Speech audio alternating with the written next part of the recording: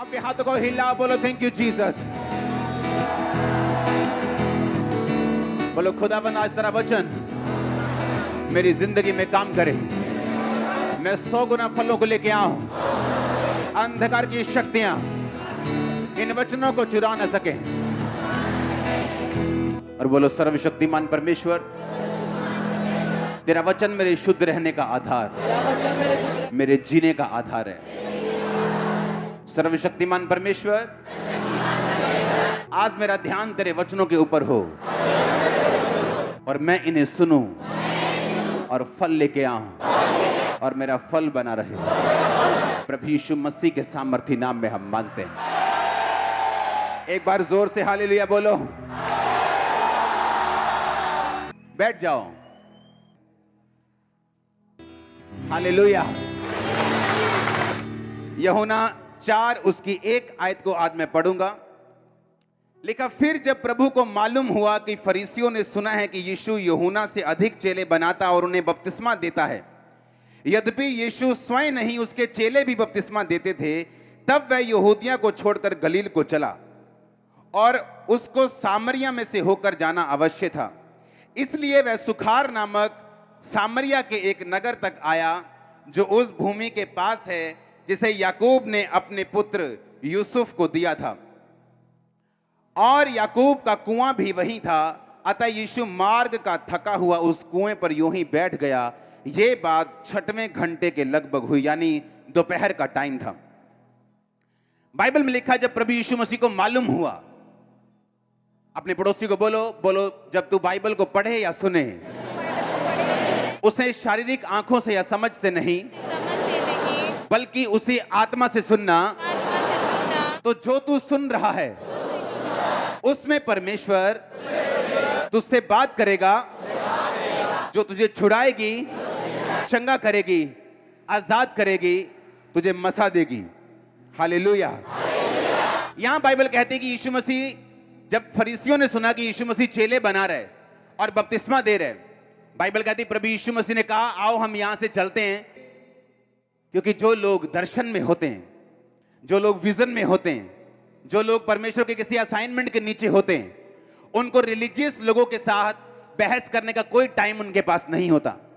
यीशु मसीह को मालूम था कि इस समय जो फरीसी लोग जो हैं वो मुझसे बहस करने के लिए आएंगे, जिस तरह वो यूहन्ना के पास जाते थे, तू बपतिस्मा किस अधिकार से देता है, तू बपतिस्मा क्यों देता है, तू किस अधिकार से, किसने तुझे बपतिस्मा देने के लिए बोला है, हम तो ये छींटे वाला शुद्धिकरण करते हैं, तू ये कौन सा शुद्धिकरण बपतिस्मे वाला डुबकी वाला कर रहा है, हम तुझसे बात करना चाहते हैं। लेकिन बाइबल कहती, जितने जन आत्मिक हैं, जितने जन परमेश्वर को ढूंढने वाले हैं, जितने जन परमेश्वर के भेजे हुए हैं, वो कभी भी फालतू चीजों में मन नहीं लगाते। आज से 17 साल पहले, 16 साल पहले मुझे मैसेजेस आते थे, आप हमारी मीटिंग्स में आया करो, आप हमारी मीटिंग में आओ, हम बात करेंगे, हम कुछ सेवक लोग बैठेंगे, हम बात किया करेंगे, मुद्दों पे बात करेंगे, इस मुद्दे पे बात करेंगे। मैंने कहा कौन सा मुद्दा? कोई मुद्दा नहीं, बस बैठेंगे, 4 गीत गाएंगे, वर्शिप करेंगे, उसके बाद खाना खाएंगे, एक दूसरे के साथ लड़ेंगे और वापिस आ जाएंगे। मुझे मालूम था कि मैं फरीसियों की तरह नहीं बनना चाहता हूं, क्योंकि मैं रिजल्ट चाहता हूं। फरीसी भी बहुत यीशु मसीह को, यहोवा पिता को बहुत डिस्कस करते थे, बड़ी बड़ी उनकी सभाएं होती थी, बड़े बड़े चोले डालकर वो सभाएं करते थे, परमेश्वर के राज्य के बारे में बातें करते थे, परमेश्वर के बारे में बात करते थे कि हाँ अब क्या करना चाहिए, अब यहूदियों को कैसे आगे लेके जाना चाहिए। लेकिन एक भी चीज उनमें आत्मिक नहीं थी। और यीशु मसीह नहीं चाहते थे कि मैं ऐसे लोगों के साथ समय व्यतीत करूं जो लोग आत्मिक नहीं हैं, बल्कि मैं वो काम करूं जिस काम के लिए मैं बुलाया गया हूं। यानी आप प्रेयर करने के लिए बुलाए गए, आप फास्टिंग करने के लिए बुलाए गए, आप वर्शिप करने के लिए बुलाए गए, आप सुसमाचार देने के लिए बुलाए गए। सुनो मेरी बात, आपके पास समय नहीं है कि आप फालतू लोगों के पास बैठ के सिर्फ एक क्रिश्चियन सभा करें जहां पे हम इधर उधर की बातें करें, उसके बाद रोटियां खाएं और वापस आ जाएं, और एक भी रूह ना हमने बचाई हो, एक भी बात न ऐसी की हो जिससे आत्मा की उन्नति हो। मैं ऐसी बातों से 17 साल से दूर रहा हूं। इसका मतलब ये नहीं मैं पास्टर से मिलता नहीं हूं, मैं मिलता हूं, मेरे बहुत अच्छे दोस्त हैं, एसोसिएशन जो पास्टर एसोसिएशन है उनसे मैं मिलता हूं, बात करता हूं, मेरे बड़े बड़े अच्छे मित्र हैं। लेकिन मैं ऐसे लोगों से दूर रहने की आपको गुजारिश कर रहा हूं जिनका कोई रिजल्ट नहीं, जो सिर्फ बैठकर धर्म की बातें करना चाहते हैं लेकिन परमेश्वर को फॉलो करना नहीं चाहते। बाइबल कहती प्रभु यीशु मसीह की सफलता का राज यह था कि वो अपने समय को वेस्ट नहीं कर रहा था, और आपकी भी सफलता का राज यही है कि आपको अपने समय को वेस्ट नहीं करना है। आपको यह बात मालूम है, अपनी ताई की बेटी के साथ बैठकर चुगलियां करने से आप परमेश्वर में आगे कैसे बढ़ेंगे? आपको प्रार्थना करने के लिए जाना है, और अगर आपको यह बात मालूम है आप प्रेयर के लिए चले जाएंगे। सुना मेरी बात, बाइबल कहती यीशु मसीह से मिलने से पहले जो चेले थे वो कई यूहन्ना के चेले थे।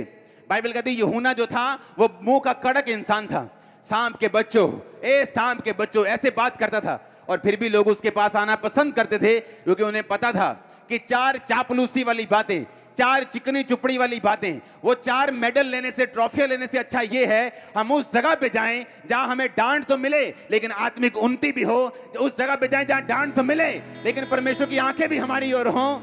आप उसी जगह के ऊपर यीशु मसीह के नाम में। और सुनो मेरी बात, मैं आपकी लाइफ के ऊपर घोषणा करता हूं, अगर मैं परमेश्वर का सच्चा दास हूं, आपके परिवार आज से सेम नहीं रहने वाले यीशु मसीह के नाम में। अगर आज के बाद बढ़ना है तो फालतू की डिस्कशन से दूर रहने, आमीन। फालतू की चुगलियों चमेलों से दूर रहने,